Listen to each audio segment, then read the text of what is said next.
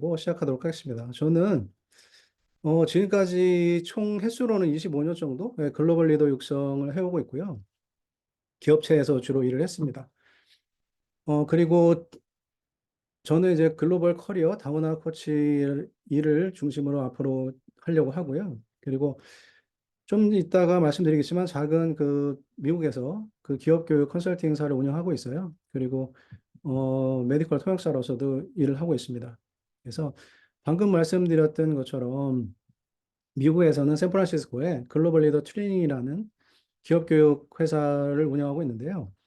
주로 저희들 고객은 이제 한국의 대기업들이에요. 한국의 뭐 LG, 삼성, 현대 이런 대기업들이 임원진들 또는 팀장급들을 미국에다 보내세요. 보내시면은 그분들을 위해서 저한테 니즈를 주시고 제가 맞춤형 교육 프로그램을 만들어서 현지에서 실시를 하는 일을 하고 있는데 주로 리더십, 혁신, 조직 문화 이런 내용들이 되겠죠. 그래서 그 프로그램 같은 경우에는 크게 세 가지의 구성 요소가 있다고 말씀드릴 수 있는데요. 하나는 현지의 그 내용 전문가들, 예를 들면 뭐 구글이나 뭐 엔비디아, IBM 이런 기업체에 계시는 이제 필드 전문가들이 오셔서 또는 스탠퍼드의 대학 교수라든지 이런 분들이 오셔서 내용에 대한 강의를 해주시면 이제 인사이트를 얻으시는 그런 시간들이 있고요. 그리고 현지에 저희가 이제 실리콘밸리를 끼고 있다 보니까 좋은 회사들, 그다음에 스타트업들이 되게 많아요. 그럼 그런 회사들에도 가서 CEO들도 만나고 그들하고 네트워킹도 하고요. 그리고서는 교육이 끝나고 나서 각자 이제 한국으로 다시 돌아오면 그분들이 실제로 현지에서 만났던 분들하고 비즈니스가 이루어질 수 있도록 이제 도와드리는 그런 코칭도 그렇게 진행을 해드리고 있습니다. 그래서 그런 일들을 미국에서는 글로벌 리더 트레이닝이라는 회사에서는 진행한다라고 생각하시면 되겠고요. 제가 한국코치협회의 이제 미국 지부장을 맡고 있고 또 LA에는 라온 코칭 센터라고 코칭 센터가 작년도 재작년도에 설립이 됐습니다. 그래서 거기서는 주로 현지 한인 교민분들을 위한 코칭을 알리고 또 코칭 서비스를 제공하는 그런 일을 하고 있고요. 한국 코치협회에서는 전문 코치이고 미국 갤럽 인증 강점 코치이기도 하고 그리고 미국 인증 그 메디컬 통역사이기도 합니다. 그리고 우리 김사하 원장님하고 같이 LG그룹 연수원에서 일을 했는데요. 저는 2009년도까지 일을 했는데 그전에는 입사는 1996년도에 했습니다. 그래서 12년 동안 일을 했었고요. 저는 입사하면서부터 했던 일이 LG 임직원들이 글로벌 역량 개발하는 일만 줄곧 해왔어요. 그래서 LG 글로벌 역량 관련된 교육이나 솔루션들은 다 제가 전담을 했다 이렇게 말씀드릴 수가 있고요. 해외에 있는 법인들 돌아다니면서 해외 법인장들 또 현지인 리더들 교육하는 것들, 그 다음에 해외로 나가시기 전에 이제 파견자들 교육하는 것들 그런 일들을 주로 많이 했고요. 그리고 LG 우리 임원들을 위해서 그 코칭이라는 교육을 제일 처음으로 도입을 해서 LG에다가 전파를 하기도 했었습니다. 그리고 LG 온라인 프로그램에서 코칭 프로그램을 만들어서 팀장들을 위한 코칭 프로그램을 만들어서 또 그룹 차원에서 전파하기도 했었고요. 그리고 지금은 미국에서 이제 글로벌 리더십이라는 어, 코칭 트랙으로 박사 과정을 밟고 있고요. 미국에서 그 전에는 이제 MBA를 했습니다. 지금까지 제가 총 네권의 책을 쓰게 됐네요. 2008년도 LG에 있을 때 두 권의 책을 냈었는데 둘 다 코칭 책이었었고요. 그 중에서 한 권은 당시에 어, 천안에 있는 기술교육대학교인가? 거기서는 이 책을 코칭 학과의 교재로도 썼다고 해요. 그래서 그렇게 제가 알고 있고요. 오른쪽에 있는 한국형 코칭이라는 제목의 책입니다. 그리고 최근에는 2023년도에는 해외에 계시는 코치들이 어떤 생각을 하고 사는지 셀프 코칭을 주제로 하는 책을 같이 공저로 2023년도에 냈었고요. 그전에는 2021년도에는 제가 이제 오늘처럼 제가 미국에 있었던 경험들을 좀 정리하면서 액션 가이드 for US Immigrants라는 제목으로 해서 미국에 오시는 분들이 어떻게 하면 영어라는 장벽, 그다음에 이문화라는 장벽을 빨리 깨고 조기에 적응할 수 있고 그래서 어, 현지인들하고도 어떻게 잘 효과적으로 일할 수 있는지 그런 내용들을 담은 책이고요. 우리 자녀 교육들에 관심이 많은데 자녀들이 원하는 대학교에 어떻게 하면 싸게 잘 보낼 수 있나 그런 내용도 담았고 그래서 궁극적으로 미국에서 자신들이 가지고 있는 꿈을 이루기 위해서는 어떻게 하면 좋을지 이런 내용들을 담고 있습니다. 그래서 2021년도에 처음 나왔을 때는 신간 베스트도 하고 난리가 났었던 책이라고 여러분이 이해하시면 될 것 같아요. 자, 간단하게 본론으로 들어가서 제가 말씀드린 대로 미국에 간 지는 2009년도였기 때문에 지금 2024년도니까 햇수로 15년 됐네요. 샌프란시스코 실리콘밸리에서 주로 좀 전에 말씀드렸던 그런 사업을 하다 보니 여러 가지 잘했던 것도 있고 제가 실패라고 생각에 대해서 후회가 되는 것들도 있습니다. 그리고 이민 생활을 하다 보니까 여러 가지 배우게 된 것도 많아서 그런 내용들을 여러분들하고 좀 나누는 시간이 됐으면 좋겠고요. 여기에 보시는 사진이 이제 구글 소위 말하면 마운틴 뷰에 있는 헤드쿼터의 메인 캠퍼스라고 할 수 있겠습니다. 혹시 가보신 분이 계실 수도 있겠는데요. 제가 이 사진을 왜 보여드리냐면 미국의 제일 실리콘밸리 상징적인 회사라 하면 구글을 얘기할 수가 있겠고요. 또 한 가지 재밌는 거는 여기 맨 왼쪽 사진에 보시면 알록달록한 구글 있죠. 이게 이 메인 캠퍼스에 들어가서 체크인하는 데거든요. 좀 전에 말씀드린 대로 제가 국내의 최고 대기업들의 임원들 또 팀장들을 모시고 교육 프로그램 하는 일환으로 이런 구글에 갔을 때 이분들이 제일 많이 시간을 소비하고 좋아라 하시는 부분이 바로 이 체크인하는 곳이에요. 왜? 여기서 인증샷 찍어야 되기 때문에. 여기서 30분 이상을 소요가 됩니다. 그래서 아마 너 여기 계신 분들 중에서도 미국에 가고자 해서 일하고 싶은 마음이 있으신 분들이니까 구글에서 일하고 싶은 마음이 있으세요? 라고 여쭤보면 그렇다라고 말씀하실 수 있을 것 같아요. 예. 저도 그런 마음이 있었었고요. 그러면 그렇다라는 전제로 그러면 구글에서는 어떤 역량들이 필요한지 어떤 특성이 요구되는지 한번 같이 볼게요. 요 화면은 제가 실제로 구글에서 매니저들이 프레젠테이션 할 때 찍은 화면이에요. 그래서 구글 매니저들한테는 대체로 이런 역량들과 특성들이 요구된다라고 보시면 될 것 같은데요. 제가 한번 읽어볼게요. 왼쪽 편부터 보면 다른 사람들을 도와줘라. 피드백의 가치를 도와라. Take initiative. 자기가 먼저 손 들고 시작해라. 뭐 이렇게 볼 수 있겠죠. 자기 자신을 개발하고 다른 사람들을 개발을 도와줘라. 호기심을 가져라. 오픈 마인드를 가져라. 챌린지 스타스 코어는 내가 지금 하고 있는 나의 모습, 내 일이 최선인가를 늘 물어보고 확인하는 거라고 이해할 수 있겠죠. 간단히 말하면. 그 다음에 오른쪽을 보시면 맨 위에 지식을 나누고 협업해라. 그 다음에 다양성을 존중해라. Put the user first는 나의 고객들을 우선해라. 이런 얘기를 볼 수 있겠죠. Do the right thing. 제대로 된 올바른 선택을 해라. 그 다음에 take pride in the team. 팀에 자부심을 가져라. 그리고 팀과 자신이 속한 커뮤니티. 그 다음에 자기가 몸담고 있는 전문 영역에 참여해라. 이런 얘기죠. 자, 이 내용들을 보시고 여러분들이 나 이건 생전 처음 들어봤다.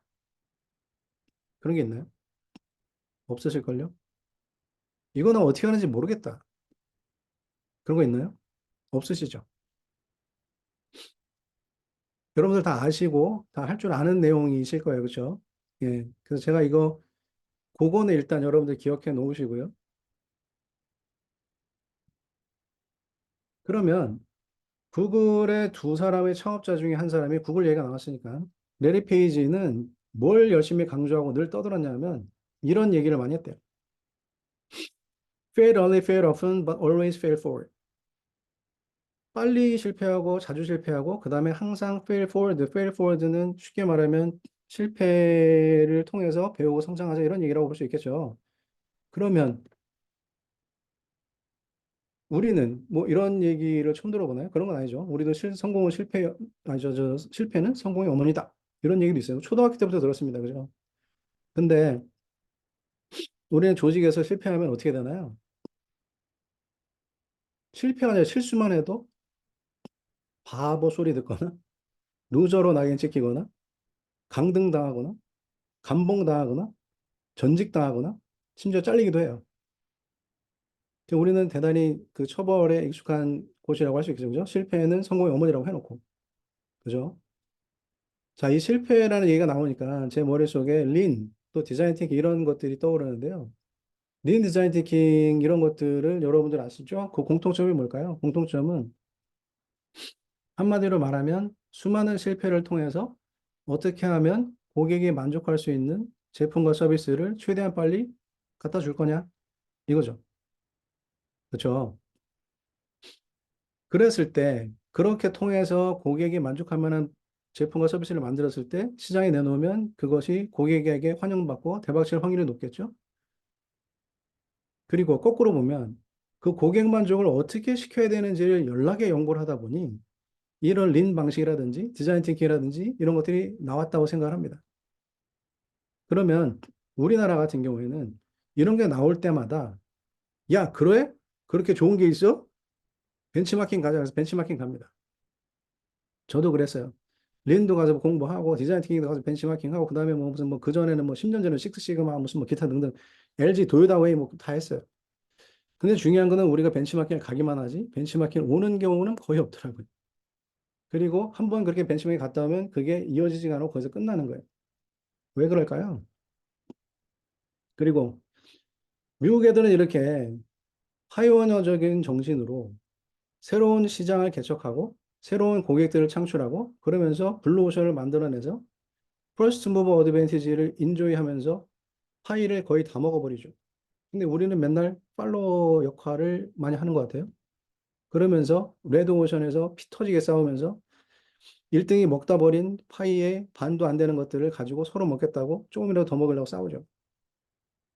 왜 그러는 걸까요? 우리는 고객 만족이라는 걸 몰라서 그럴까요? 고객 만족 삼척 동작은 다 아는데 제가 보기에는 진짜 고객 만족이라는 것이 무언지 그게 고객 만족을 시키기 위해서 고객의 니즈가 뭔지를 진짜로 깊이 있게 이해하는지 그걸 알아서 고객을 만족시킬 수 있도록 진짜 혼신의 노력을 다 했는지 그리고 그렇게 할 수 있는 최적의 방법을 찾아서 했는지 그렇게 했던 게 파이오니어적인 역할을 했던 이런 회사들이라고 생각할 수 있겠고요. 우리는 그렇게 하지 못한 이유는 결국에는 대충 했다라고 얘기할 수밖에 없을 것 같아요. 대충. 다시 말해서 대충 알고 대충 실행하는 거예요. 그래서 오늘 제가 여러분들하고 좀 구체적으로 나누고자 하는 이야기는 이런 좋은 회사들, 훌륭한 리더들은 가장 기본적인 것에 초점을 맞추도록 하는 얘기고요. 그것은 기초 체력에 해당하는 얘기라고 얘기할 수 있을 것 같아요. 그래서 손흥민 선수가 프리킥을 기가 막히게 차죠. 근데 그 프리킥을 기가 막히게 차기 위해서는 축구 전후반 90분을 뛰는데 전후반을 열심히 뛸 수 있는 체력이 있어야만 89분 30초에 프리킥이 주어졌을 때 그 기술을 활용해서 골을 넣을 수 있겠죠. 기초 체력이 없으면 그때 가서 프리킥을 기술을 활용할 수 없겠죠. 그래서 오늘 저희가 나누고자 하는 거는 먼저 우리의 그릇을 먼저 튼튼하고 크게 만들어 놓고 그 다음에 우리한테 필요한 지식, 스킬, 도구들은 거기다가 얼마든지 채워 넣어갈 수 있다. 이렇게 생각하면 좋을 것 같아요. 그래서 오늘은 여러분들이 미국을 가는 데 있어서 내가 어떤 잡 서치 엔진을 쓰는 게 좋은지, 그 다음에 레주메는 어떻게 써야 되고, 커버레터는 어떻게 써야 되고, 인터뷰 퀘션은 어떤 게 있고, 거기다 내가 답은 어떻게 해야 되고, 이런 것들은 나중에 할 수 있다는 거예요. 그리고 내가 만약에 스타트업이면 미국의 샌프란시스코 실리콘밸리의 스타트업 엑셀러레이터들은 어떤 게 좋은 게 있고, 걔네들 프로그램이 어떻고, 거기에 VC들은 누가 있고, 걔네들한테 나는 피칭할 수 있는 기회가 어떻게 있고, 피칭은 어떻게 해야 되고, 엔젤은 어떤 애들이 있고, 펀딩은 내가 어떻게 받을 수 있고, 내 프로덕트 론칭은 어떻게 할 수 있는지, 이런 것들은 스페시픽한 것들은 그 뒤에 우리가 할 수 있다는 거죠. 그래서 오늘은 우리가 아는 건데, 그걸 좀 제대로 이해하고, 그것을 제대로 할 수 있는 그런 것들이 어떻게 하면 되는지, 그 다음에 아까 우리 그 구글 매니저에서 나왔지만 do the right things. 올바른 거를 하자 하는 것이 무슨 의미고 어떻게 하는 건지 그다음에 그것들을 올바른 선택을 했다면 그것을 제대로 do the things right는 어떻게 하는 건지를 우리가 좀 같이 살펴봤으면 좋겠습니다. 그래서 오늘 제가 중점적으로 말씀드리고자 하는 어젠다는 이렇게 크게 세 가지입니다. 첫째는 사고, 우리의 생각, 우리의 정신이죠. 우리가 올바른 사고를 하고 올바른 가치관을 가져야 올바른 방향을 잡을 수 있기 때문에 먼저 그 얘기를 했으면 좋겠고요. 그 다음에 우리가 올바른 생각과 올바른 가치관, 사고를 하더라도 실행을 하기 위해서는 마음의 준비가 돼야 된다고 생각합니다. 그래서 우리가 어떤 태도와 어떤 자세를 갖춰야 되는지 그런 얘기를 나눴으면 하고요. 그리고 마음의 준비가 됐을 때 실행을 해야만 성과가 만들어질 수 있겠죠. 그래서 그 실행을 하기 위해서는 어떻게 지속하고 또 그것을 습관으로 만들어서 결국에는 내가 원하는 것을 성취할 것인가. 네, 이런 이야기들을 좀 나눠보고자 합니다. 그래서 먼저 사고에 대한 이야기를 했으면 하는데요. 첫 번째로는 가치와 목적이에요. 제가 아까 말씀드린 대로 12년 동안 LG에서 일을 했는데요. 제가 뭐 그 당시에 회사에서 잘릴 위기였었기 때문에 미국을 간 것이 아니고, 제가 LG 그룹 연수원에 입사하면서 대리로 입사했는데 저는 과장 때부터 팀장을 했어요. 제가 우리 회사에서 팀장도 제일 먼저 시작을 했고요. 팀장질도 제일 오래 했습니다. 그리고 조금 있으면 2009년도, 2008년도 때에는 조금 있으면 임원이 될 수 있을 거라고 바라보고 있었던 때였었어요. 그래서 나름대로 잘 가고 있었던 저였었는데, 같이 일하던 미국 쪽의 파트너가 오파를 줘서 미국에서 같이 일을 하자라고 제안을 줘서 제가 미국으로 쉽게 결정하고 왔어요. 어찌 보면 미국에 가서 가족까지 데리고 가서 12년 동안 열심히 일했고 앞으로 미래가 밝을 수 있는 조직을 떠나서 미국에 간다는 것 자체가 인생의 한 번 있을까 말까 한 결정이었을 수도 있습니다. 그러면 굉장히 어려운 결정이었을 수 있었는데 저는 되게 쉽게 결정을 했었어요. 왜냐하면 첫째, 저는 제가 하던 일에 대해서 굉장히 큰 의미를 두고 결국에는 다른 사람들의 성장을 도와주는 일이라는 것에 대해서 가치를 크게 두고 있기 때문에 그것을 미국에 가면 훨씬 더 글로벌하게 스케일을 업해서 더 활발하게 할 수 있을 것이다라는 생각을 하게 됐고요. 그게 첫 번째. 두 번째는 저희 가족들의 행복. 제가 미국에서 공부를 했던 사람으로서 저희 아이들도 훨씬 더 큰 곳에서, 훨씬 더 넓은 곳에서 마음껏 뛰어놀면서 교육을 받을 수 있는 기회를 줬으면 했으면 했고요. 그리고 그게 더 좋겠다는 생각을 했었고, 특히 우리 집사람, 미국에 가면 시댁하고 멀어지잖아요. 그렇기 때문에 집사람을 위해서도 그게 좋을 것 같다. 그래서 가족의 행복을 위해서도 가는 게 좋겠다. 네, 이렇게 생각을 해서 아주 쉽게 결정을 하고 떠났어요. 그래서 제가 여러분들한테 여쭤보고 싶은 거는 여러분들은 삶의 가치, 여러분들이 삶에서 두시는 의미, 목적, 꿈은 무엇인가 여쭤보고 싶어요. 한번 생각해 보시고요. 여러분들이 생각하고 계시는 동안에 제가 또 하나 여쭤볼 것은 여러분들 혹시 비전 선언을 갖고 계신가요? 한번 여러분들 제가 30초 드릴게 한번 적어보세요. 여러분의 비전 선언. 여러분들 지금 노트가 있다면 노트에 적어보셔도 되고 핸드폰에 적어보셔도 되고 귀찮으시면 마음속으로 적어보셔도 돼요. 이미 가지고 있으시다면 머릿속에서 떠올린 것을 말로 해보셔도 돼요.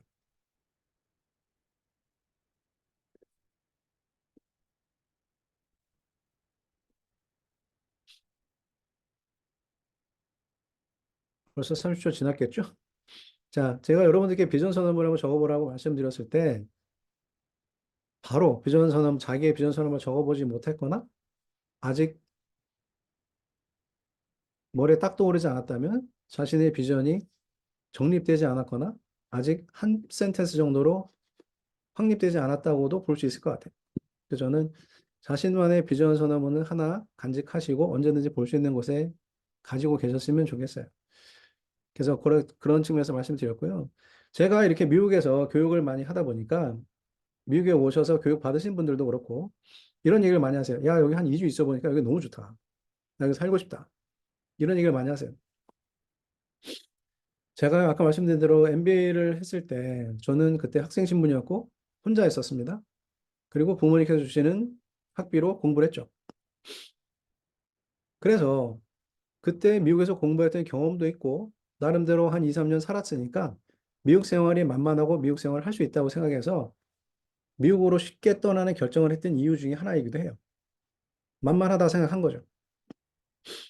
근데 와보니까 4인 가정의 가장으로 왔을 때, 그다음에 직장인으로서 내가 온전히 식구들을 먹여 살려야 된다라는 책임을 어깨에 짊어졌을 때는 전혀 다른 얘기였었고, 전혀 다른 세상이었었고, 학생 때보다, MBA 학생 때보다, MBA 학생 때도 저는 되게 힘들다고 생각했었는데, 100배는 어려웠던 것 같아요.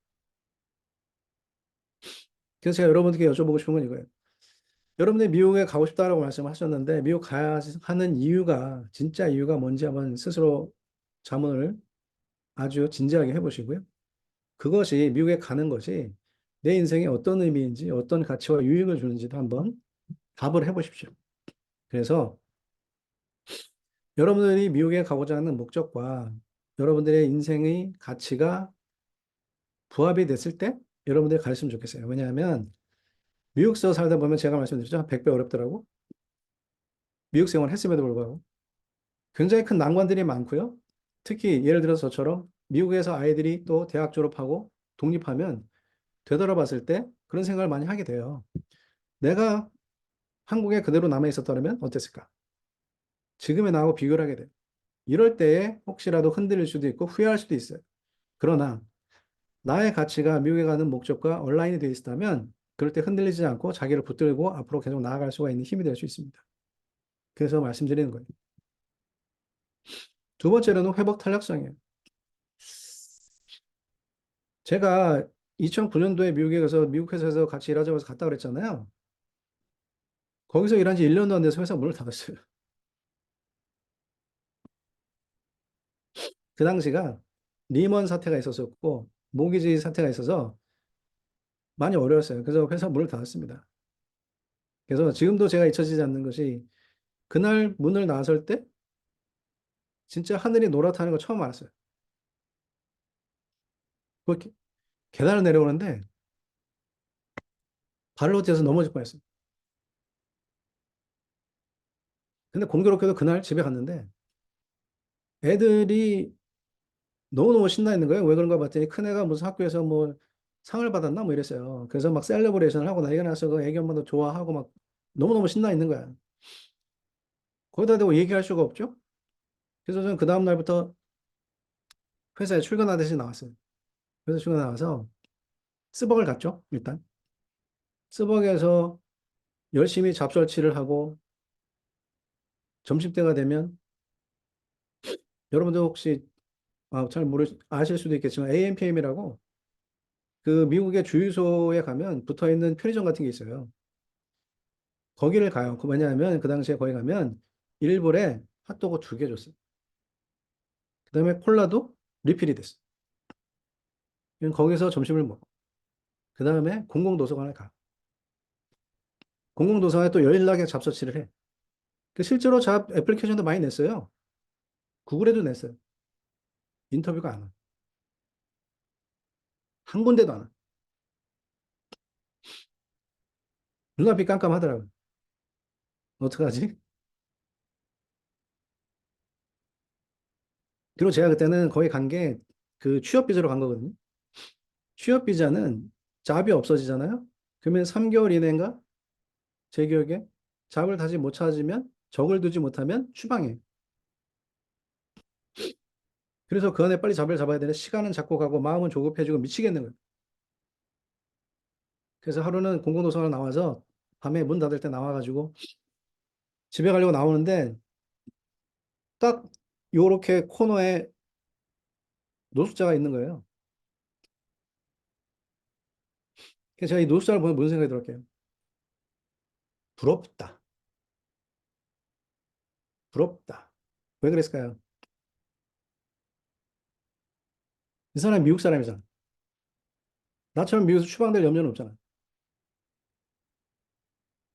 그다음에 미국 사람이잖아. 나도 영어를 잘할 거 아니야? 그래서 부럽더라니까요.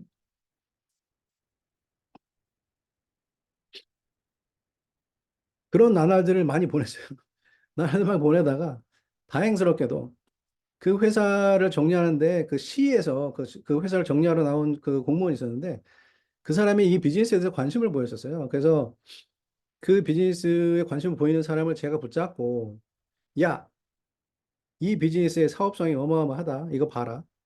그러면서 이런 고객들을 내가 다 데리고 올 수 있고 이거 한국에서 제일 큰 회사들이고 드러나 봤나? LG 삼성?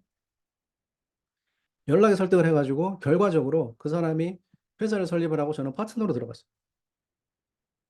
다시 취업이 된 거야. 그래서 다시 취업 비자를 받고 열심히 일해서 3년 만에 영주권을 받았어요. 즉 미국에서 영주할 수 있는 권리가 생기니까 애들이 와이프가 계속 거기 살 수 있는 권리가 생겼으니까 너무너무 기뻤어요. 그래서 제가 이 대목에서 여러분들한테 말씀드리고 싶은 건 뭐냐면 여러분들이 일단 나의 가치와 부합해서 미국에 갔다라고 전제하고 미국에 갔다라고 치죠. 그러면 미국에 갔을 때 일단 거기서 쇼부를 봐야 돼요. 국권이 마음 먹었으니. 그래서 저처럼 한국으로 돌아가는 옵션은 아예 없는 거라고 없애버렸어요. 저 같은 경우에. 그래서 저 자신을 벼랑 끝에 세웠어요. 그랬더니 생각하지도 못했던 아이디어들이 나올 수가 있고 과감하게 물불 알가리고 움직이게 되는 거예요. 저가 보기보다 굉장히 샤이해서 평소가 됐으면 그런 미국 사람 붙잡고 막 그렇게 설득하고 막 그냥 그렇게 못해요. 근데 절박하니까 그렇게 되더라고. 그러면 제2의 문이 열린다는 거죠. 그리고 나아가서는 꼭 그 일이 아니더라도 또 다른 커리어를 만들 수 있는 기회도 미국 땅에는 있습니다. 그렇기 때문에 내가 가졌던 커리어를 미국에서 못 살린다 하더라도 그렇게 된다면 만약에 정이 그렇게 되면 다른 커리어로 전환을 해서라도 계속 계실 수도 있어요. 예를 들면 우리 와이프 같은 경우에도 한국에서 대학교 다 마치고 회사 다니다가 미국에 왔는데 애들 어느 정도 다 중고등학교까지 키우고 나서 또다시 미국의 대학교를 다른 전공으로 가서 대학교 졸업하고 국가시험 패스해서 지금 연방 공무원으로 일해요. 그런 것도 얼마든지 가능해요. 그리고 아까 말씀드린 대로 미국 생활 계획대로 되는 거 별로 없습니다. 그렇기 때문에 자빠지기 일쑤예요. 근데 그럴 때마다 후회하고 절망할 수 있고 낙관에 빠질 수가 있는데 그때마다 일어나서 가시면 된다라고 말씀을 드리고 싶어요. 세 번째는 혁신적인 사고. 제가요, 그래서 2009년도에 그런 미국을 가서 아까 말씀드린 대로 미국 사람하고 같이 회사를 만들어서 거기에 조인을 해서 일을 하다가 영주권을 받았잖아요. 그리고 나서 2014년도에 제가 독립을 했어요. 그래서 지금 운영하고 있는 글로벌 리더 트레이닝이라는 회사를 시작하게 되었습니다. 그런데 그 회사의 시작이 이전에 해오던 것들을 그대로 가져오다 보니까 기본적인 주요 고객이 한국 대기업들인 거고요. 하던 비즈니스 형태도 똑같았던 연장선인 거예요. 다시 말해서 한국 대기업의 임원이나 팀장급들이 미국에 와서 제가 트레이닝을 제공하는, 서비스를 제공하는 이런 형태였던 거죠. 그렇기 때문에 시작부터 제가 생각할 때는 이것은 한계가 있을 수 있기 때문에 미국에서도 고객들을 확보해서 고객을 좀 다변화하고 할 필요가 있다라는 것을 제가 알고 있었거든요. 그런데 그런데 이게 일단 당장에 회사를 설립해서 일을 하다 보니까 거기에 일단은 몰입할 수밖에 없었겠죠. 최소한 1, 2년. 근데 그게 하다 보니까 잘 됐어요. 괜찮았습니다. 그러다 보니까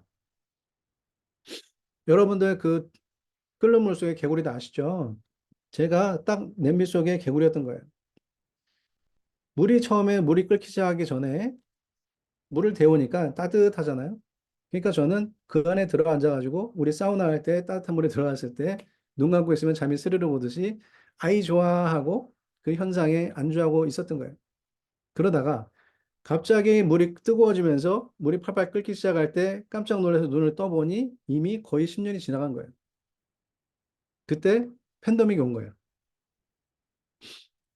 그랬더니 어떤 결과가 있었게요? 팬데믹이 왔어. 그건 뭔 뜻이야? 한국에 있는 내 고객들이 미국에 올 수 없어요. 그 팬데믹 기간 동안에 비즈니스가 없었어요. 그래서 저 나름대로 이것저것 했어요. 근데 지금 결과를 말씀드리면 이것저것 트라이 했던 것들이 별 효과가 없었어요. 그래서 제가 지금 말씀드리고 싶은 거는 아까 우리 구글 매니저의 역량에서 나왔었지만 챌린지 더 스테이터스 코. 저도 이거 교육 때 맨날 얘기했어요. 그렇지만 중요한 것은 내 자신이 그렇게 안 한 거예요. 알고 있지만 안 한 거예요.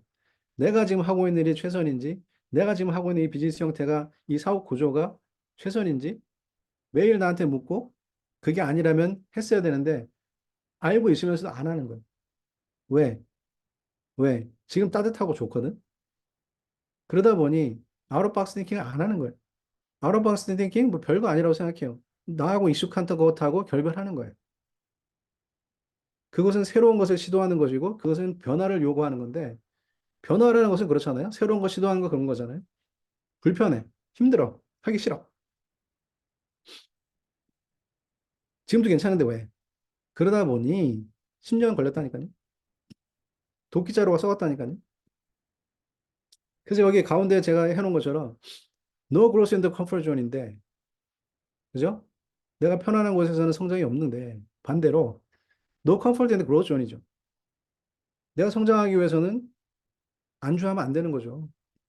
근데 이 얘기를 제가 100번도 넘게 우리 강사랍시고 우리 교육생들한테도 했으면서 저는 정작 그렇게 안 했다는 거예요.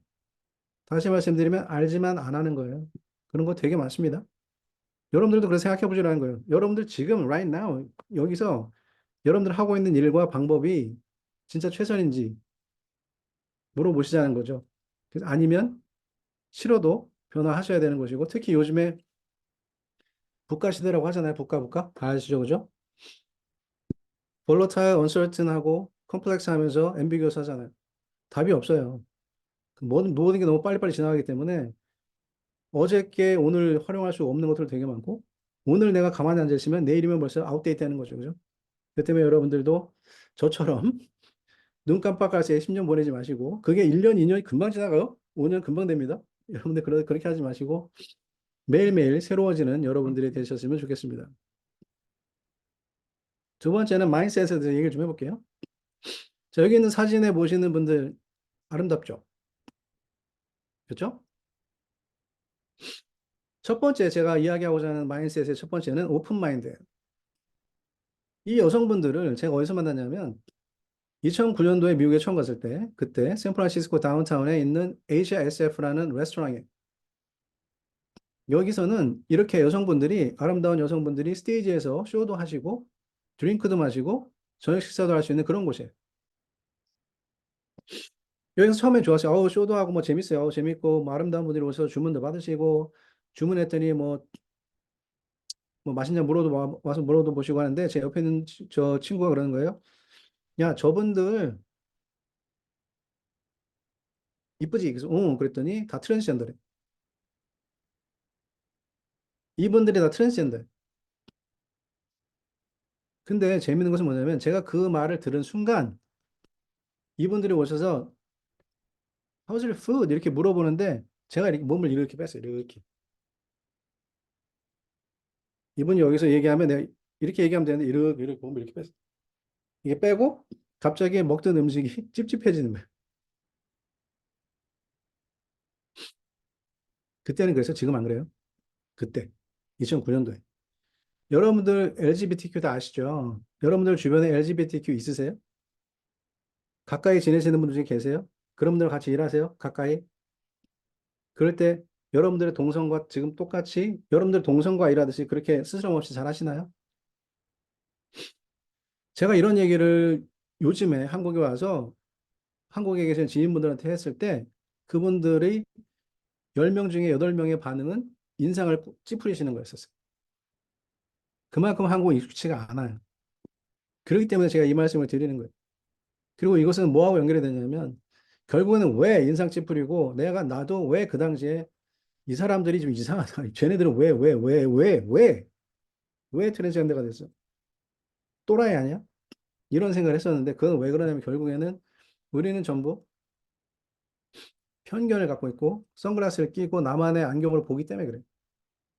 그게 굉장히 위험한 문제인 이유는 있는 그들의 실상을 보지 못하게 만들어주기 때문에 그래요. 그래서 우리가 실수를 되게 많이 하게 되죠. 여러분들도 아마 선입견 하나씩은 다 갖고 계실 거예요. 그리고 최근에요. 제가 이메일을 받아보거나 프로필을 받아보면 이렇게 말하는 친구들이 있어요. 사진 이렇게 멋있게 딱 붙여놓고 I prefer to be called they, them 이래. 힘이 아니고 누가 봐도 남자분이 힘이 아니고 they, them 이렇게 말해요.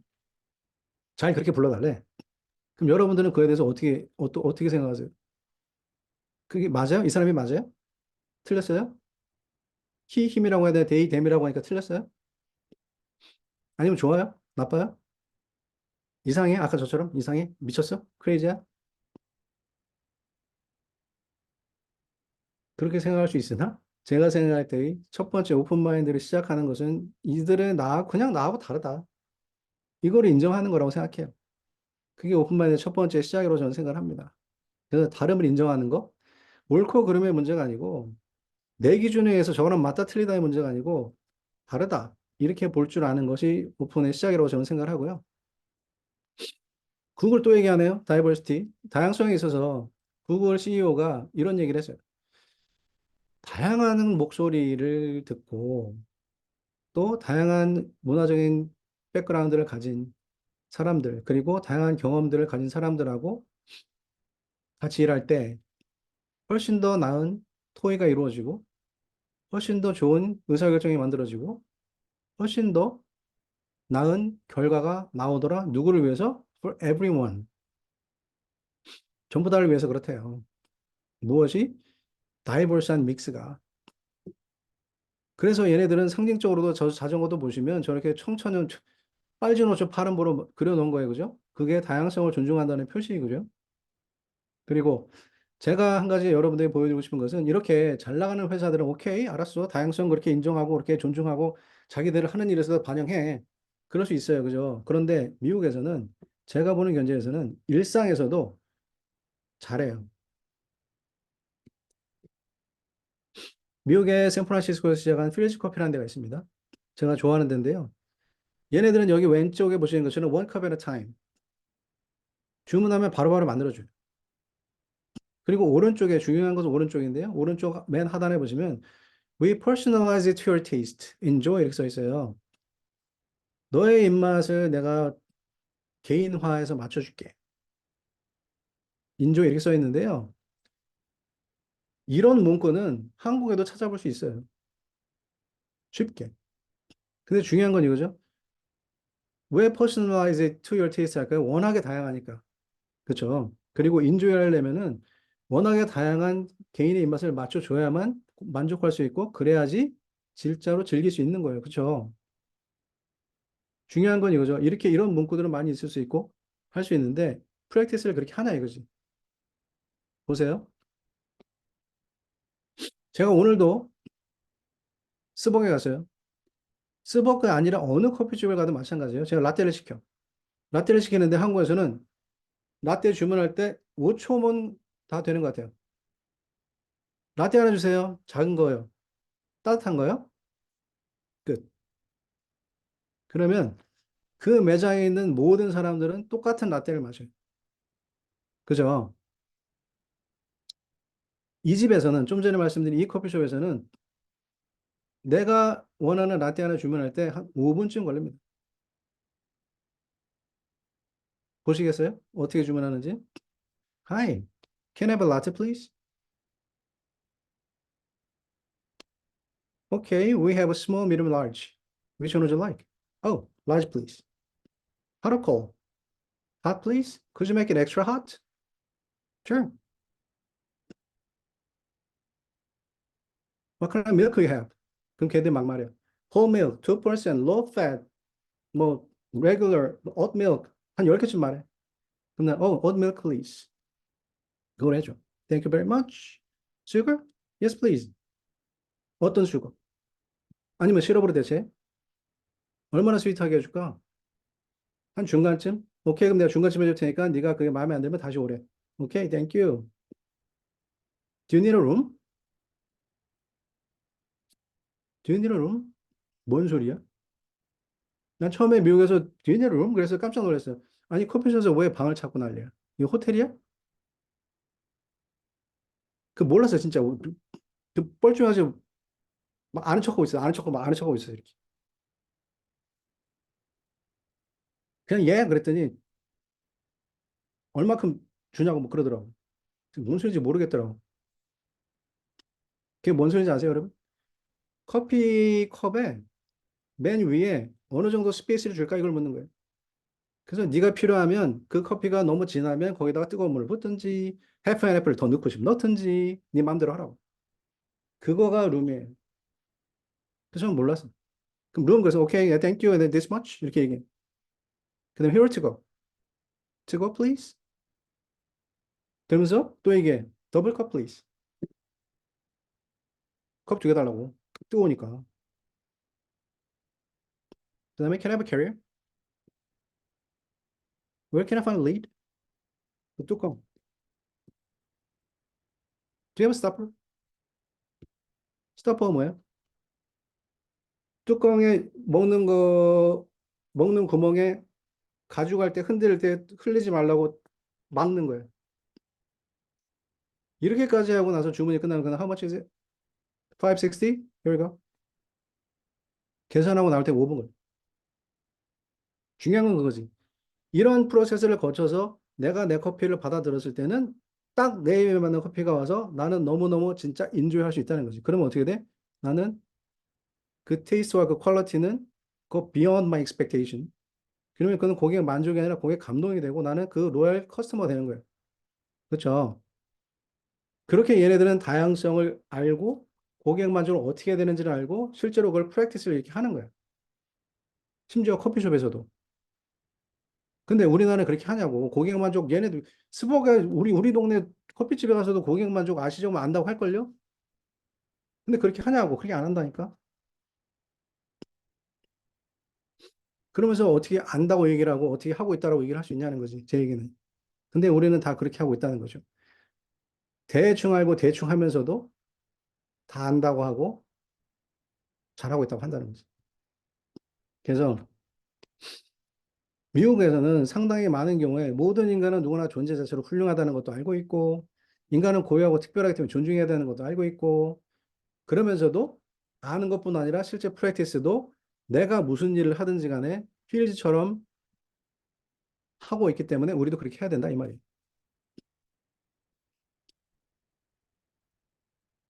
두 번째 마인드는 파지티브 마인드예요. 우리가 가졌으면 하는 것을 말씀드리는 거예요.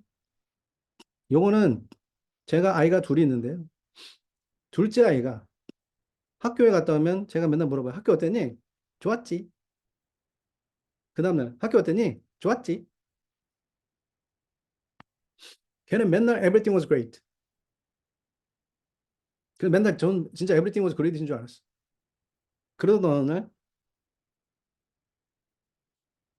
C 플러스를 뜩 들고 온 거예요. 시험 성적을.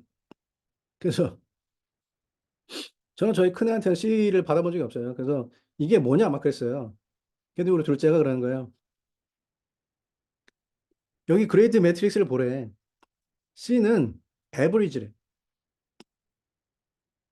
average는 굿이래. 그게 뭐가 문제냐? 굿인데. 심지어 저기는 C 플러스래. 그래서 네가 맞다. 네가 맞다 그랬어요. 사람마다 기준과 가치가 다르고 강점이 틀리기 때문에. 그리고 저 같은 경우에도 아까 말씀드린 대로 교육 프로그램이 끝나고 나면 만족도 조사를 하죠. 저는 개인적으로 5점 만점에 4.5 이하면 저는 실패했다고 생각을 했었어요. 그래서 저는 그거를 그 나머지 0.5를 더 만들기 위해서 그 다음에 더 열심히 개선하고 노력하는 것이 제 성장의 채찍질이라고 생각했었거든요. 근데 그게 맞기도 하지만 반면에 저 자신을 너무너무 힘들게 하고 너무너무 저를 자존감도 떨어지게 하고 반대적인 부정적인 효과가 더 많았었어요. 그래서 우리 주변에도 보면 안 되는 이유를 찾는 분들이 되게 많아요. 예를 들면 제가 어디 가서 뭐 이렇게 영어를 하면은 어떤 분이 막, 야, 너 영어 잘하네 막 그래요. 그러면 제가 영어과를 나왔고요. 미국에서 또 MBA를 해서 그런 같습니다. 이렇게 얘기를 하면 아, 영어과 출신이구나. 이런 얘기를 해요. 그건 무슨 뜻이냐면 아, 그래, 넌 영어과 출신이니까 영어를 잘해. 나는 영어과 출신이 아니라서 영어를 못해. 그래도 괜찮아. 이렇게 얘기하는 거예요. 말은 안 하지만 그렇게 하는 거예요. 그 누가 막 잘 됐어. 뭐 엄청 잘해. 그럼 막 찾아봐. 근데 그 사람이 막 하버드 나왔대. 그럼 아, 하버드 출신이구나. 아, 그렇지. 그러면서 또 자기한테 스스로 뭐라 하냐면 나는 하버드 출신이 아니기 때문에 저만큼 못해도 합리화시키는 거죠. 그런 사람일수록 자기 자신한테 도움이 안 될 뿐 아니라 주변 사람들한테 도움이 안 되는 것 같습니다. 그래서 늘 뭔가 긍정적이고 밝은 면에 집중하는 것이 필요하다고 생각이 되고요. 그렇기 때문에 그렇게 생각하면 모든 일에 있어서 실패했던 거라도 자책하지 않고 그 과정에서부터 배울 수 있는 기회로 삼을 수가 있고 성공한 것은 또 우리가 잘한 것도 되게 당연시하는 경향이 있어요. 칭찬 안 해주고. 근데 나한테라도 칭찬해주고 나를 보상해주는 것은 굉장히 중요하다고 생각합니다. 그래서 내가 일단 포지티브한 마인드를 가지면 뭐라도 뭐가 어떻게 잘못됐고 뭐가 됐더라도 거기서 배움의 기회로 삼을 수 있는 여유가 생길 수가 있고 그러면 트라이 할 수 있는 용기가 생겨요. 그러면 뭔가 작은 것들을 시도해서 성공의 체험을 할 수가 있고, 그러면 자신감이 올라가고, 내가 좀 더 능동적인 인간이 돼서 결국에는 내가 성장하는 인간이 되고, 보다 나은 전문인이 되고, 삶의 질을 올릴 수가 있고, 나의 건강도 지킬 수 있는 그런 것들이 가능해진다고 생각합니다. 정신적으로, 육체적으로. 그래서 그런 것들이 있어야만 내가 원하는 목표들을 달성해 나갈 수 있는 기본이 될 수 있어서 파지티브한 마인드는 그만큼 중요하다고 생각할 수 있을 것 같아요. 세 번째 마인드는 어댑터블이에요, 어댑터블. 왜냐하면 제가 한국에서 연락의 일을 하고 갔어요. 대기업 나름대로 일을 잘한다고 생각하고 갔었는데 미국에서는 일하는 방식이 거의 정반대더라고요. 상당히 많은 면에서. 그래서 제가 여기 표에도 써놨지만 이걸 다 일일이 설명을 드리지는 못하겠지만 시간 관계상 크게 보면 관리하는 방식에서부터 조직의 구조, 일하는 방식, 커뮤니케이션 스타일, 정반대라면 정반대. 일례로 저는 윗사람한테 지시받아서 업무를 수행하는 게 굉장히 익숙한 사람이었었는데 가서 프로젝트를 하려고 보니까 네가 알아서 하래. 그래서 언제까지 뭘 결과를 달래? 어디서부터 뭘 어떻게 시작해야 될지 모르겠더라고.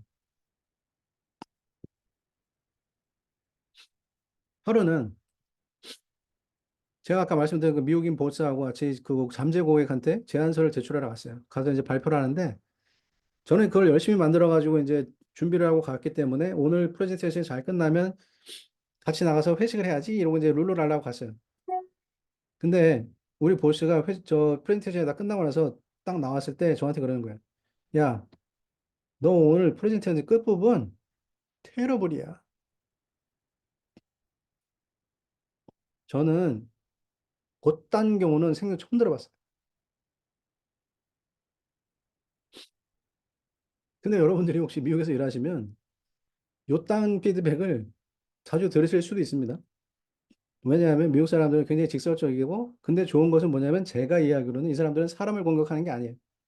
그 일을 얘기하는 거지. 그렇기 때문에 저 같은 경우에는 그래서 어떨 때는 아니 내가 아시안이라고 지금 무시하나? 내 영어를 못해서 이러나?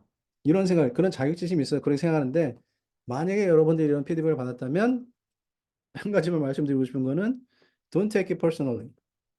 Don't take it personally. 개인적으로 받아들이지 마시고요. 그 다음에 피드백을 요구하세요. 더욱 구체적인 피드백, 내가 개선해야 되는 거 플러스 야, 그것만 해 내가 잘한 것도 있을 거 아니야. 그것도 내놓으라고 하세요. 그렇게 피드백을 받으시는 게 중요하고요. 제가 또 제일 미국 사람들하고 일하면서 제일 힘들었던 것 중에 하나는 뭐냐면 회의 문화였어요. 회의. 왜냐하면 한국에서는 보니까 한 10분이면 되는 것 같은데 답도 뻔한 것 같은데 1시간 하는 거예요.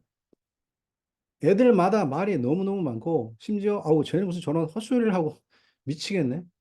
이런 것도 너무 많은 거예요. 그럼에도 불구하고 1시간씩 진행을 해. 그리고 초반에는 제가 생각했던 대로 결론이 난 경우가 많았어요. 그래서 제가 어떻게 생각했냐면, 야, 미국 애들 진짜 비효율적이다. 저 시간 낭비다. 이렇게 생각했었거든요. 근데 회의를 거듭하고 시간이 지나고 나다 보니까 이렇게 회의를 통해서 나오는 결론이 훨씬 더 올바른 결정이었다는 것들이 장기적으로 봤을 때는 그런 게 되게 많더라고요. 그래서 돌이켜보니 얘네들이 잘하는 회의 방식은 모든 참여자들의 성장과 옳은 의사결정을 하기 위한 연습 과정이더라고요. 그래서 우리가 정신적인 안전감 이런 얘기 많이 하는데요. 이 회의 하나 하는 것만으로도 소위 사이클로지컬 세이프티를 구축하는 인바이러먼트를 만들고 하는 거더라고요. 그래서 그 안에 보면 제가 지금 일일이 다 말씀을 드리진 않겠지만 무슨 뭐 리스닝 하는 프랙티스에서부터 이게 다 들어가는 거예요. 이 안에. 그래서 인클루전 하는 거 다 들어가는 거지. 소속감 높여주고 공평한 대우해 주는 거 브레인스토밍을 통해서 좋은 아이디어가 나오게 해주고 그렇게 되다 보니까 결국에는 얘네들이 자기 일에 대해서 오너십을 갖더라고. 그러면서 결국에는 전혀 다른 백그라운드들이 나와가지고 자기 얘기를 하다 보니 결국에는 그것들이 하나의 다트가 돼서 그것들이 연결되었을 때 진짜 크리에이티브한 아이디어가 나오더라는 거죠. 그러니까 어떤 현상이 되는지 아세요? 서로 팀원들끼리 오, 짜식 괜찮은데? 이러면서 리스펙트가 서로 생기더라는 거지. 신뢰가 생기고. 그러다 보니 자기 일에 대해서도 미닝을 갖게 되고 기여라는 것을 생각하게 되고 그러다 보면 자기 밸류하고 또 조직 밸류가 연결이 되는 경우도 되게 많은 거예요. 그래서 이런 사이콜로직 세이프티가 회의를 통해서도 얘네들은 구축하는 하나의 장으로도 활용이 되더라라는 거예요. 그래서 이게 저는 익숙치가 않았지만 미국 가서 보면 아까 말씀드린 우리랑 정반대로 보이는 것들이 되게 많아요. 그래서 이 찰스 다윈이 얘기했듯이 강한 놈이 살아남는 게 아니라 그 변화에 적응할 줄 아는 놈이 살아남는 거라 그랬거든요. 그래서 우리도 미국에 갖다 치면 미국은 우리하고 다르다라는 걸 먼저 알아야 되고요. 두 번째로는 나하고 다른 것과 유사한 것은 무엇인지, 다른 건 어떻게 다른지를 이해할 수 있어야 되고, 그것들을 이제 받아들일 수가 있어야 되고, 그것들을 활용할 줄 알아야 돼요. 그게 적응의 단계라고 생각을 합니다. 그리고 이것이 빠를수록 조기 적응할 수 있다고 얘기를 하는 거예요. 그러면 퍼포먼스가 나올 수 있다는 거죠. 그 전까지는 스트럭을 합니다. 세 번째로는 행동에 대해서 얘기를 해볼게요. 우리가 뭘 해야 되냐면 자기 이해를 먼저 하는 게 중요하다고 저는 생각이 됩니다. 왜냐하면 자기 이해, 특히 나의 강점, 약점, 재능, 나의 소명, 나의 상처, 이게 무엇인가를 내가 정확하게 알면 알수록, 근데 물론 저도 자기 진단 수십 종 했지만 아직도 진행 중이에요. 저도 나를 완벽히 이해한다고 얘기할 수는 없지만, 나를 이해하면 이해할수록 내가 왜 이런 의사결정을 하고 중요한 순간에 왜 이런 행동을 하는지를 알게 되면 자기 인식이 일어나고, 그래야만 자기의 리더십이 형성이 되는 거예요. 그렇기 때문에 자기 이해는 굉장히 중요한데 어떤 분들은 그래서 자기 강점을 이해하세요 그러면 나는 강점이 없는데요 이래요. 그런 분들은 갤럽의 강점 진단을 한번 받아보시기를 꼭 추천을 드리고 싶고요. 그거 외에도 성찰을 좀 해보시기를 권면해드리고 싶고, 그 다음에 자기가 여태까지 이루었던 큰 성취들을 되돌아보면서 나의 자원으로서 그 성취에 기여한 것들이 무엇인지를 곰곰하게 한번 따져보시고, 거기서 나의 강점을 발췌해보는 것도 좋겠고요. 내가 타고난 재능이 무엇인지, 다시 말해서 내가 남들보다도 더 많은 노력을 하지 않아도 잘하는 것이 무엇인지, 그 다음에 명상하시는 분 명상도 해보시고, 요가하면서 생각도 해보시고, 특히 여러분들 코칭을 좀 받아보세요. 코칭 받아보시면 여러분들 이런 강점 이해하고 자기 이해하는 데도 큰 도움이 될 수 있습니다. 그리고 강점을 이해하는 것은 기본이고요. 그 다음에 내가 좋아하는 것들을 찾아서 기본적으로 내가 좋아하고 잘하는 것을 할 수 있는 내가 그 업을 하고 있는지를 한번 확인해 보셨으면 좋겠어요. 내가 지금 하고 있는 게 내 업인지. 그래야만 거기다가 여러분들이 올인할 수 있고 평생 할 수 있고 또 그렇게 해야만 여러분들이 1인자가 될 수 있는 확률이 높아지겠죠. 그래서 내가 좋아하는 것을 찾아보기 위해서 여러분들의 열정, 취미, 적성, 내가 뭐에 몰입하는지, 뭘 시간 가지고 뭘 하는지 살펴보시고 나의 10년, 20년 후에 나의 성공의 이미지를 아주 디테일하게 그려보시면 좋겠어요. 그래서 그렇게 하는 가운데 추천 하나 드리고 싶은 거는 홀란드의 SDS, 셀프 디렉티드 서치를 한번 해보세요. 그러면 얘가 나의 적성에 맞는 여러 가지 아큐페이션을 추천을 해줘요. 근데 이게 좋은 게 뭐냐면 이 리포트가 나오는데 이 리포트의 각각의 직업을 클릭하면 미 국무성 잡 포털하고 연결이 돼가지고 그 잡이 얼마나 연봉을 주는지 그리고 앞으로의 수요 이거 굉장히 중요하죠. 요새 AI 때문에 잡이 대체되는 게 되게 많잖아요. 얘가 수요를 정확하게 알려줘요. 얼마만큼의 수요가 있을 것이다. 그리고 얼마만큼의 교육 수준이 요구가 된다. 이런 것들을 잘 알려줘요. 그래서 그걸 보면서 여러분들이 혹시 커리어 코칭을 하실 때에도 이런 툴을 활용해서 커리어 맵을 그려주는 데 있어서 활용하시면 되게 좋은 도구가 될 수도 있습니다. 그리고 자기 이해가 중요한 것은 이런 것 때문에 그렇죠. 결국에는 여러분이 잡 인터뷰를 한다, 이직을 한다. 그럴 때 결국에는 나가 잘하는 것들을 기반으로 해서 내가 특출나게 보이고 또 내가 지원하는 그 조직에 내가 안성맞춤이다. 라는 것들을 잘 설득시킬 수 있는 무기가 될 수 있기 때문에 그렇고요. 특히 미국에서 일할 때는 내가 프로젝트의 팀을 조직하는 경우도 되게 많아요. 그럴 때 내가 나 자신의 강점이라든지 장점이라든지 이런 것들을 잘 이해할 줄 아는 눈이 있으면 다른 사람들의 강점, 약점, 재능을 알아볼 수 있는 눈이 생겨요. 그러면 걔네들을 데리고 내가 상호 보완적인 팀을 만들고 시너지를 만들어낼 수 있는 리더가 될 수 있다는 거죠. 그러면서 내가 리더십을 아까도 얘기했지만 자기 이해로부터 비롯돼서 내 리더십이 만들어지는데 미국에서는 리더십이 제일 큰 넘버원 가치라고 얘기할 수 있겠습니다. 그렇기 때문에 자기 이해 굉장히 중요하기 때문에 그거 말씀드리고 싶었고요. 미국은 소위 멜팅 파트라고 저는 얘기를 많이 했어요. 멜팅 파트는 하나의 큰 통에 다 집어넣고 끓이는 거죠. 그러면 이도저도 아닌 본죽이 되는 경우가 되게 많습니다. 그러면 나의 정체성을 잃어버리는 경우가 많은데 지금은 멜팅 파티의 시대가 아니라 패치워크 시대라고 얘기할 수 있어요. 그건 뭐냐면 나의 한국인이라는 정체성을 간직한 채로 우리가 좋은 거 되게 많잖아요. 거기다가 미국에 가보니 내가 갖고 있지 않은 좋은 것들, 그것들을 나한테 붙이는 거예요. 그거를 배우고 체득하는 거예요. 그랬을 때 진짜 독특하고 차별화된 내가 될 수 있고, 그래야만 미국 땅에서도 생존하고 성공할 수 있는 가능성이 높아집니다. 그 다음에 자기계발, 이거 무지하게 중요한데요. 제가 지금 아까 말씀드린 PhD도 하고 있고, PCC를 인재해요, 저는. 제가 KPC를 2007년도에 땄는데, PCC를 인재하고 있어요. 왜 그럴까요? 제가 그것 때문에 사실은 굉장히 고민을 많이 하고, 내가 이 나이에, 제가 지금 55학년인데요. 이 나이에 이걸 해야 되나? 이런 생각도 많이 했어요. 근데 결론은 지금까지 했던 건 인생의 전반전이라고 치고요. 잘한 것도 있고 못한 것도 있는데, 그래도 제가 미국에 올 때 한국에서 가지고 왔던 목표의 10개 중에 한 8, 9개는 성취를 한 것 같아요. 근데도 실수하고 후회하는 게 되게 많아서 지금은 이제 돌아보면서, 그래, 앞으로 인생 후반전을 지금부터 하자. 그렇기 때문에 늦지 않아서, 그렇기 때문에 PCC도 하고 PhD도 하는 거예요. 그래서 여러분들한테 미리 말씀드리고 싶은 거는 늦은 거는 없다라고 생각해요. 여러분들이 생각한 게 있으면 시작하시고요. 그리고 저는 후반전을 전반전을 돌아보면서 전반전에서 실수하고 후회했던 것들은 후반전에서 하지 않도록, 그래서 후반전에 새로운 목표들을 세웠고 후반전에 끝났을 때는 승리할 수 있도록 하려고 해요. 그래서 전반전 동안에는 사실은 한국이라는 곳은 전혀 저는 생각을 안 했었는데, 이제부터는 한국도 하나의 시장으로 놓고 한국에서도 활동을 하고 미국에서도 활동을 하고 왔다 갔다 하면서 활동을 하려고 하고요. 심지어 제3국까지도 생각을 해서 활동 모델을 넓혀보려고 해요. 그래서 축구로 치면은 그라운드를 좀 넓게 쓰려고 합니다. 전반전은 미국이라는 한쪽 축만, 오른쪽만 돌파했다면 이제는 왼쪽, 오른쪽, 가운데를 다 활용을 하려고 해요.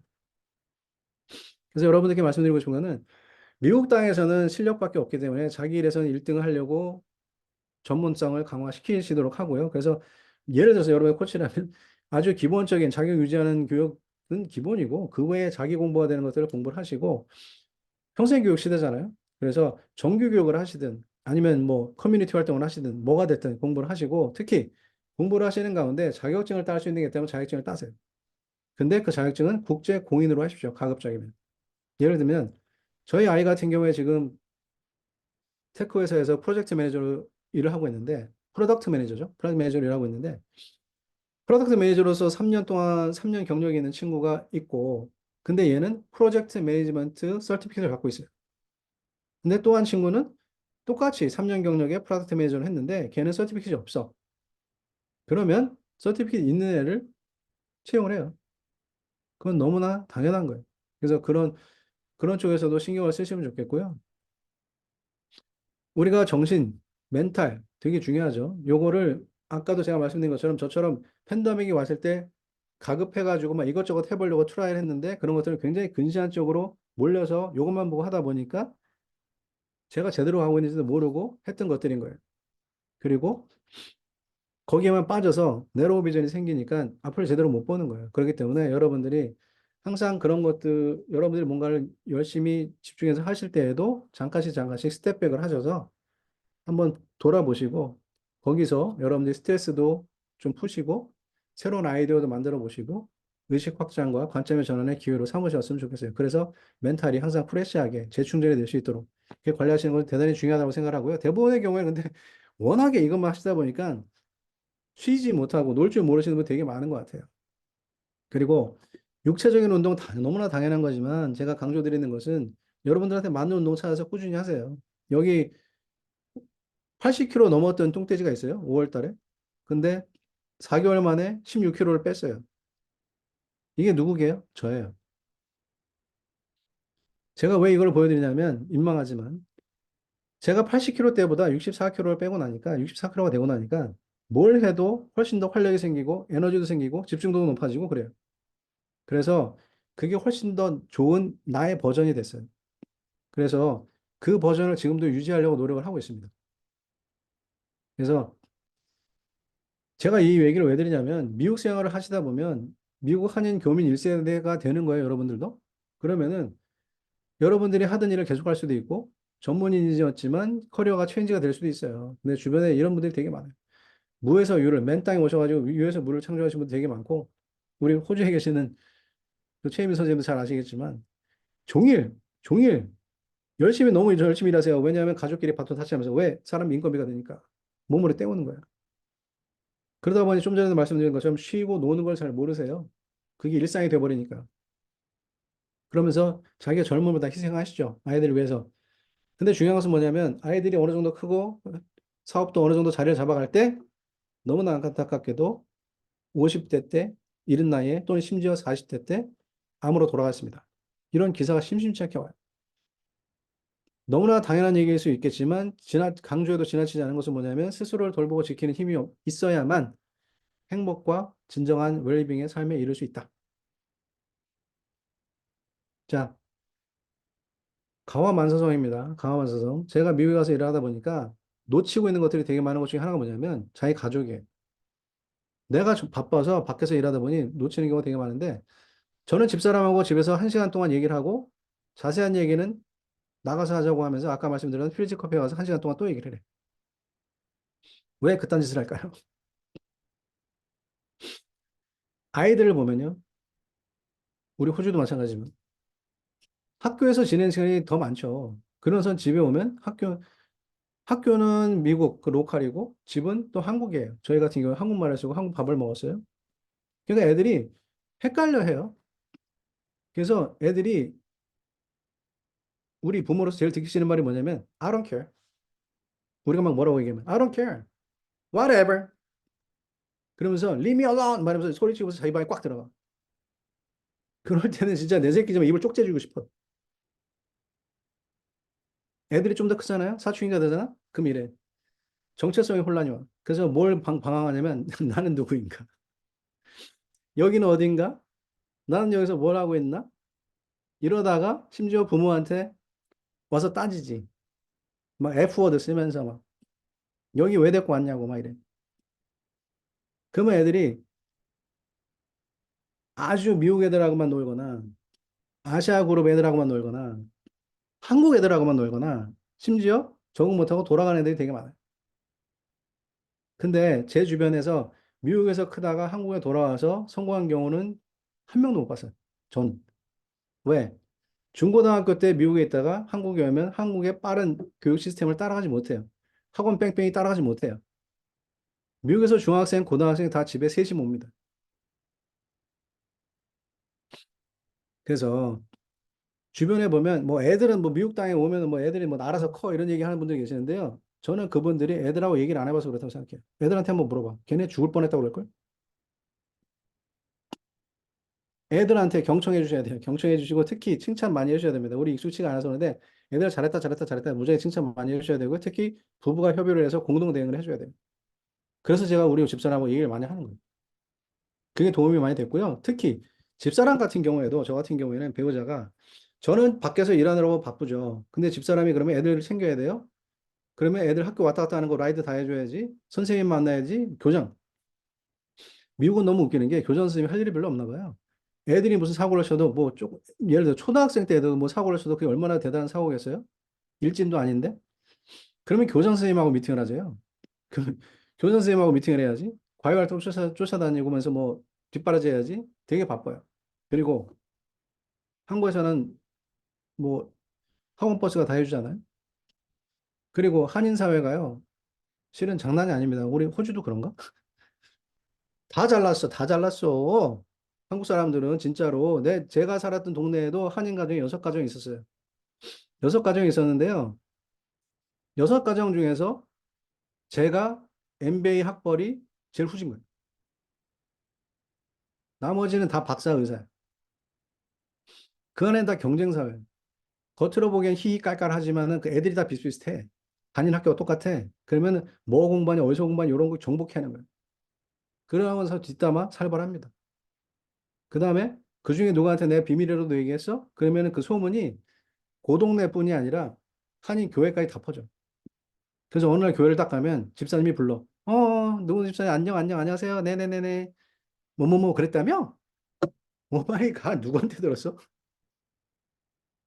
그러다 보니 집사람 같은 경우에 예를 들어 배우자들 같은 경우에 그런 모임에 가기 싫어해. 못 가. 안 가. 그러면 외로움이 찾아와. 그럼 어떻게? 옆집에 있는 미국 사람하고 토킹 어바웃 하나? 그거 현실적으로 어렵지. 그러면 내가 왜 미국에 왔지? 이런 후회가 생기고 그 후회를 하는 순간 앞으로 그럼 몇 년을 애들 대학 갈 때까지 몇 년이 남았는데 이러면서 우울증이 생기기도 해. 진짜로.